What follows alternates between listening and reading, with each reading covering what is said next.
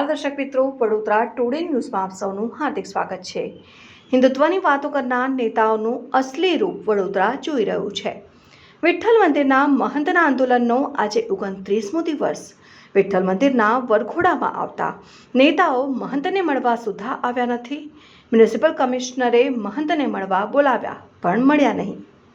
માંડવીના દરવાજાની સમારકામની કામગીરી પૂરજોશમાં ક્યારે થશે? હવે તો મેરડીમાંનું સ્થાનક જ્યાં છે એ પિલ્લર પરના પોપડા પણ ખડવાના શરૂ। માંડવી જે પિલ્લરની કામગીરી ચાલે છે, આજે મારા તપનો 30મો દિવસ છે।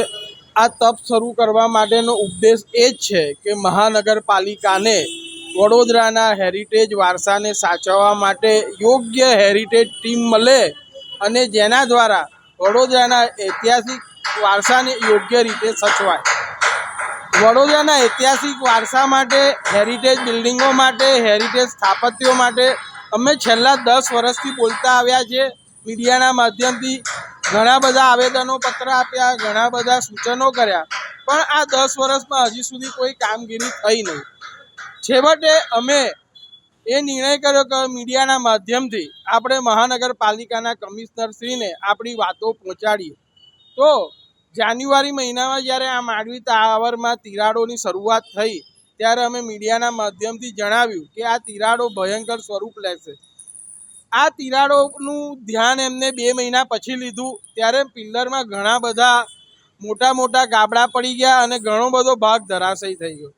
ત્યાર પછી આ ગડરો મૂકવાની કામગીરી થઈ। ગડરો મૂકતી વખતે પણ અમે કીધું કે સેન્ટરમાં ગડર મૂકવાથી આ બિલ્ડિંગને નુકસાન થશે, તો એવું જ થયું કે જ્યાં તિરાડો નથી ત્યાં તિરાડો ઉદ્ભવી અને માંડવી ડિસ્ટર્બ થવા માંડ્યું। ત્યાર પછી આ આર્ચીસો કહેવાય આ બિલ્ડિંગની, એમાં તિરાડો પડી અને સાચવવા માટે બીજા ગડરો ઊભા કરવા માંડ્યા। એટલે મહાનગરપાલિકાના કમિશનરશ્રીને એવું કહેવું છે કે અમે વડોદરાની ચિંતા કરીએ છીએ, જનભાગીદારીના ભાગરૂપે અમે તમને મીડિયાના માધ્યમથી જણાવીએ છીએ, તો આપ યોગ્ય હેરિટેજ ટીમ દ્વારા આનું કામ કરાવો। હાલમાં જે ગટર મૂકવાના કામ ચાલી રહ્યા છે એમના એન્જિનિયર સાથે વાતચીત કરતાં અમને જાણવા મળ્યું કે એમને તો આ ગટરો મૂકવાની જ કામગીરી સોંપી છે, હજી સુધી આ પિલ્લર જે જર્જરિત છે કે જેનું આજ દિન સુધી કોઈ કામ નથી થયું એની કોઈ પણ કામગીરી અમને સોંપવામાં નથી આવી। તો કમિશનરશ્રીને અમારું સૂચન છે, નિવેદન છે કે 4 મહિના વીતી ગયા પછી પણ તમે કોઈ હેરિટેજ કન્સલ્ટન્ટ દ્વારા કોઈ કામ કેમ નથી સોંપ્યું? શું આ માંડવીની દુર્દશા થાય, માંડવી પડી જાય એની રાહ જુઓ છો?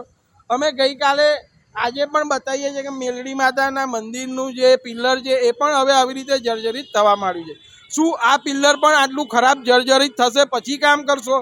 માંડવીમાં બીજા બધા પણ પ્રોબ્લેમો ઊભા થવા માંડ્યા છે। ઉપર સ્લેબમાંથી બધું નીચે પડે છે। ઉપર અમે બતાવ્યું હતું કે બધા સ્લેબ તૂટી ગયા છે, તિરાડો છે, ચોમાસું નજીક આવે છે, પાણી ઉપરથી નીચે આવશે તો વધુ નુકસાન થશે। વધુ નુકસાન થશે તો મહાનગરપાલિકાને વધુ ખર્ચ થશે ને ખર્ચ કરવા સાથે ઐતિહાસિક વારસો ખોવાઈ જશે। તો આ ઐતિહાસિક વારસો માંડવી ના ખોવાય એના માટે અમે અમારી લાગણી, ચિંતા વ્યક્ત કરીએ છીએ। તો મહાનગરપાલિકાના કમિશનરથી ઝડપથી કામ કરાવે।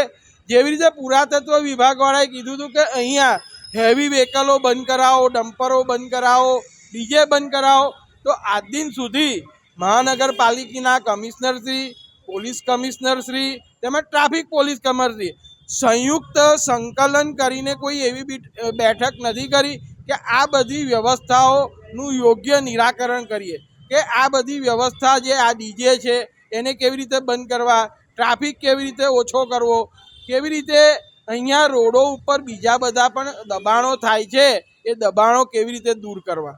તો આ ઐતિહાસિક વારસાને સાચવવાની જવાબદારી મહાનગરપાલિકાની છે। જે રીતે ગઈકાલે આપણી સેન્ટ્રલ લાઇબ્રેરી છે, હેરિટેજ લાઇબ્રેરી, ત્યાં પણ હવે ખાણીપીણીની લારીઓ અને પથારા ઊભા રહેતા થઈ ગયા। શું આપણે આ હેરિટેજને સાચવીએ છીએ કે બગાડીએ છીએ? ન્યાય મંદિર પાસે તમે જોશો તો મૂતરડી અને લારીઓ ઊભી રહે છે, ગાડીઓ પાર્ક થાય છે। શું આપણે આ હેરિટેજને સાચવીએ છીએ? હેરિટેજને સાચવવાના ધારાધોરણ છે, એટલા માટે જ હેરિટેજ કન્સલ્ટન્ટ કોર્પોરેશને નીમવાની જરૂર છે કે યોગ્ય કામગીરી થાય। આવી રીતે આપણે ઐતિહાસિક વારસો નહીં સાચવી શકીએ. સર સયાજીરાવ ગાયકવાડે જે આપણને ઐતિહાસિક નગરી, ઐતિહાસિક ધરોહરો આપી છે, એ જો જતી રહેશે તો વડોદરાની એક ઓળખ જતી રહેશે. આપણા વડાપ્રધાનશ્રી પણ કહે છે કે આપણા ઐતિહાસિક વારસાને સાચવો, વારસાથી જ આપણી ઓળખ છે. તો હું વડોદરાની આમ જનતાને પણ કહીશ કે વડોદરા આપણું છે, વડોદરાનો ઐતિહાસિક વારસો પણ આપણો છે અને સાચવવાની જવાબદારી આપણી પણ છે. અને આ મુહિમમાં આપણે કમિશનરશ્રીને રજૂઆત કરવા બધા જ લોકો જોડાવ, જેથી કરીને આ કામગીરી ઝડપથી થાય.